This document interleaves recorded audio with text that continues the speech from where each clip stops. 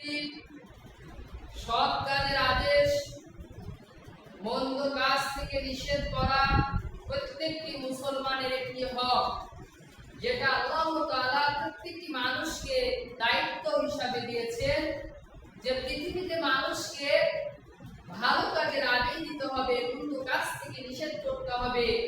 এটার জন্যই আল্লাহ তাআলা মানুষদেরকে একটি বড় দায়িত্ব দিয়েছেন। সম্মানিত উপস্থিতি, মানুষদেরকে আল্লাহ তাআলা দুনিয়াতে পাঠিয়েছেন তার একটি উদ্দেশ্য নিয়ে, কিন্তু আল্লাহ তাআলা মানুষদেরকে দায়িত্ব নিয়ে পাঠিয়েছেন। সম্মানিত উপস্থিতি, আল্লাহ তাআলা এভাবে কুরআনুল কারীমের মধ্যে সূরা লুকমানের মধ্যে বলছেন যে ইয়া বুনিয়া, হে আমার আদরের সন্তান, আকিমিস সালাতা, তুমি সালাত প্রতিষ্ঠাতা করো, তুমি সালাত কায়েম করো। আমির বিল মারুফ, তারপর তুমি সৎ কাজের আদেশ দাও। ওয়া নাহি আনিল মুনকার, এবং তুমি অসৎ কাজ থেকে মানুষদেরকে নিষেধ করো। সম্মানিত উপস্থিতি, তাহলে আমরা উক্ত আয়াত দ্বারা যেটা বুঝতে পারছি যে লোকমান হাকিম তার আদরের সন্তানকে উপদেশ দিয়ে বলছে, আমার আদরের সন্তান, তুমি সালাত কায়েম করো এবং তুমি মানুষদেরকে সৎ কাজের আদেশ দাও, অসৎ কাজ থেকে মানুষদেরকে তুমি নিষেধ করো। সম্মানিত উপস্থিতি, তাহলে আমাদেরকে মানুষদেরকে সৎ কাজের আদেশ দিতে হবে, অসৎ কাজ থেকে নিষেধ করতে হবে। কেননা হাদিসের মধ্যে এসেছে রাসূলুল্লাহ সাল্লাল্লাহু আলাইহি ওয়াসাল্লাম বলেছেন, একটি মানুষকে জাহান্নামে নিক্ষেপ করা হবে। জাহান্নামে নিক্ষেপ করার পর তার নারী ভুঁড়িগুলো আগুনের মধ্যে জ্বলতে থাকবে। এমন অবস্থায় জাহান্নামীরা এসে বলবে যে, হে অমুক লোক, তোমার এই শাস্তি হচ্ছে কেন? তখন ওই লোকটি বলবে যে, আমি দুনিয়াতে মানুষদেরকে ভালো কাজের আদেশ দিতাম, মানুষদেরকে বলতাম তুমি এটা করো ওটা করো, মানুষদেরকে খারাপ কাজ থেকে নিষেধ করতাম, কিন্তু আমি নিজে মানি না এবং নিজে সেই খারাপ কাজ থেকে বিরত থাকি। সম্মানিত উপস্থিতি, তাহলে আমরা উক্ত হাদিস দ্বারা বুঝতে পারছি যে আমরা মানুষদেরকে সৎ কাজের আদেশ দিচ্ছি, কিন্তু আমরা নিজেরাই সৎ কাজ করছি না। আমরা এখন মানুষদেরকে খারাপ কাজ থেকে নিষেধ করছি যে তুমি এটা করো না, এটা খারাপ কাজ, কিন্তু আমরা নিজেরাই খারাপ কাজ করছি। তাহলে এই যে হাদিসের মধ্যে বলা হয়েছে, ওই ব্যক্তি, যেই ব্যক্তি মানুষদেরকে বলে বেড়াতো যে কিন্তু সে নিজে আমল করতো না, তাকে জাহান্নামে নিক্ষেপ করা হয়েছিল এবং তার নারীগুলো আগুনের মধ্যে পুড়তে থাকছিল। সম্মানিত উপস্থিতি, তাহলে আমাদেরকে মানুষদেরকে সৎ কাজের আদেশ দিতে হবে এবং মন্দ কাজ থেকে নিষেধ করতে হবে এবং আমাদেরকে মন্দ কাজ থেকে বিরত থাকতে হবে এবং সৎ কাজগুলো আমাদেরকে করতে হবে।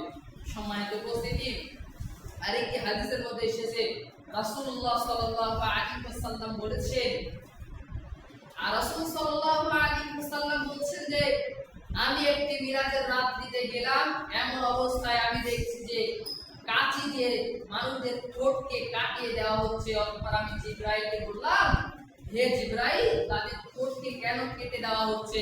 তখন জিবরাইল আমাকে বলল যে আল্লাহর রাসূল, এরা হচ্ছে আপনার উম্মত, যারা দুনিয়াতে মানুষদেরকে বলে বেড়াতো যে তুমি এটা করো ওটা করো, আর নিজে আমল করতো না, মানুষদেরকে সৎ কাজের আদেশ দিত কিন্তু নিজে সৎ কাজের দিকে থাকতো না, মানুষদেরকে মন্দ কাজ থেকে নিষেধ করতো কিন্তু সেই নিজে মন্দ কাজ করতো। সম্মানিত উপস্থিতি, তাহলে আমরা উক্ত হাদিস দ্বারা যেটা বুঝতে পারছি যে মানুষদেরকে যদি আমি আপনি যদি মানুষদেরকে ভালো কাজের আদেশ দিই কিন্তু যদি নিজে ভালো কাজ না করি, তাহলে এই যে হাদিসের মধ্যে বলা হয়েছে যে কিয়ামতের দিন আপনার ঠোঁটকে কেটে দেওয়া হবে, ধারালো কেচি দিয়ে আপনার সেই ঠোঁটকে কেটে দেওয়া হবে, অতঃপর আপনি নিজে বলবেন, নিজে আমল করবেন। সম্মানিত উপস্থিতি, হাদিসের মধ্যে এসেছে নুমান ইবনে বাশির রাদিয়াল্লাহু আনহু থেকে বর্ণিত, তিনি বলেন রাসূলুল্লাহ সাল্লাল্লাহু আলাইহি ওয়াসাল্লাম বলেছেন, একটি লোক, কয়েকটি সম্প্রদায়ের লোক ছিল, তারা একটি সফরে যাবে। এমন অবস্থায় স্টিমার অথবা লঞ্চ অথবা নৌকা, এটা নিয়ে তারা দুইটা তালা বিশিষ্ট ছিল। অতঃপর তারা লটারি করে কারা প্রথম তলাতে অবস্থান করবে আর কারা দ্বিতীয় তলাতে অবস্থান করবে, এটা নিয়ে তারা লটারি করেছে।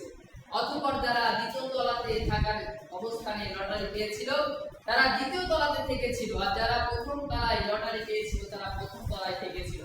তো রাসূলুল্লাহ সাল্লাল্লাহু আলাইহি ওয়াসাল্লাম বলেছেন যে মানুষ প্রথম তলার মানুষ দ্বিতীয় তলায় পানি আনতে যায়, অতঃপর দ্বিতীয় তলার মানুষদের কষ্ট হয়, কেননা প্রথম তলার মানুষ তারা অনেক ভিড় জমায় দ্বিতীয় তলায় যে, অতঃপর প্রথম তলার একটি মানুষ বলছে যে আমার হাতের নাগালে তো পানি আছে, আমি কেন কষ্ট করে হচ্ছে দ্বিতীয় তলায় আমি পানি আনতে যাই।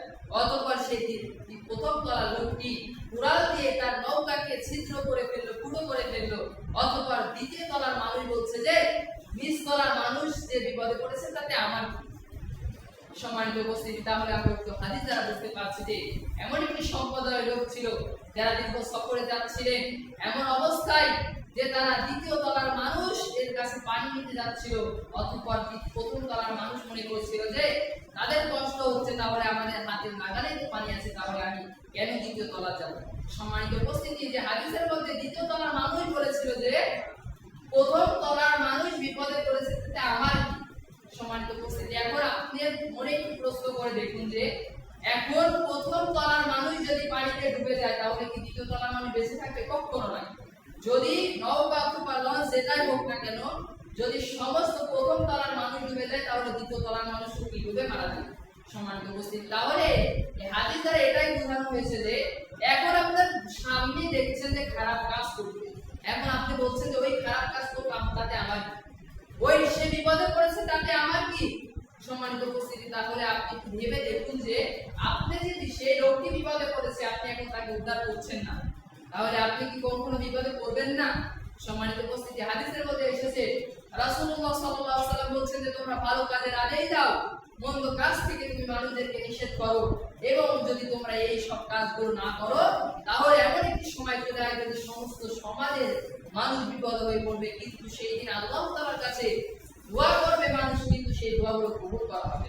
সম্মানিত উপস্থিতি, তাহলে হাদিস দ্বারা যেটা বোঝা যাচ্ছে যে মানুষ কি আল্লাহ রাসূল সাল্লাল্লাহু আলাইহি ওয়াসাল্লাম আদেশ দিয়েছেন যে মানুষদেরকে ভালো কাজের আদেশ দাও, মন্দ কাজ থেকে নিষেধ করো, কেননা যদি এই কাজগুলো না করো তাহলে গোটা সমাজ ধ্বংস হয়ে যাবে, গোটা সমাজের মানুষ বিপদে পড়ে যাবে। কিন্তু এক সময় এসে পড়বে কিন্তু মানুষ আল্লাহ তাআলার কাছে দোয়া চাইবে, কিন্তু আল্লাহ তাআলা সেই দিন কারো দোয়া কবুল করবেন না। সম্মানিত উপস্থিতি, তাহলে আমাদেরকে ভালো কাজের আদেশ দিতে হবে, সামনে যদি কোনো খারাপ কাজ করতে দেখি তাহলে সেগুলোতে বাধা দিতে হবে।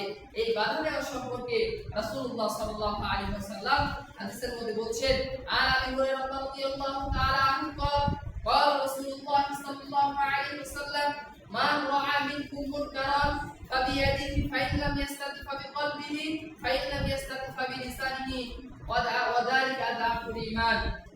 আবু হুরায়রা রাদিয়াল্লাহু আনহু থেকে বর্ণিত, তিনি বলেন রাসূলুল্লাহ সাল্লাল্লাহু আলাইহি ওয়াসাল্লাম বলেছেন, কেউ যদি তোমরা খারাপ কাজ করতে দেখো মানুষদেরকে, তাহলে সে যেন তার হাত দ্বারা প্রতিহত করে, হাত দ্বারা বাধা দেয়, যদি তার পক্ষে এটাও সম্ভব না হয় তাহলে সে যেন তার মুখ দ্বারা বাধা দেয়, যদি তার পক্ষে এটাও সম্ভব না হয় তাহলে সে যেন তার অন্তর দ্বারা ঘৃণা করে, আর অন্তর দ্বারা ঘৃণা হচ্ছে ঈমানের সবচেয়ে নিচু স্তরের মধ্যে পড়ে।